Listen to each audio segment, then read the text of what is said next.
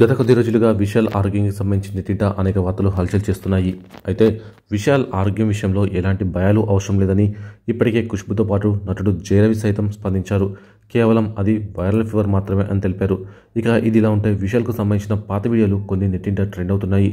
వీటిలో భాగంగానే పాత ఇంటర్వ్యూ వీడియో ఒకటి హల్చల్ చేస్తోంది. గతంలో తాను విపరీతంగా సిగరెట్స్ కాల్చేవాడినని, రోజుకు ఏకంగా 20 సిగరెట్స్ కాల్చేవాడినని, కానీ దానిపై చిరాకు పుట్టగానే కేవలం ఒక్క రోజులోనే ఆ అలవాటును మానుకున్నానని విశాల్ చెప్పుకొచ్చారు. ఆల్కహాల్ అలవాటును కూడా అలాగనే మానేశానని తెలిపారు. చాలామంది ఏదైనా బ్యాడ్ హ్యాబిట్ను నెమ్మదిగా తగ్గించుకోవాలని చెప్తుంటారని, కానీ తాను మాత్రం ఒక్క రోజులోనే మానేసినట్టు విశాల్ చెప్పుకొచ్చారు. ఈ వీడియో ఇప్పుడు సోషల్ మీడియాలో వైరల్ అవుతుంది.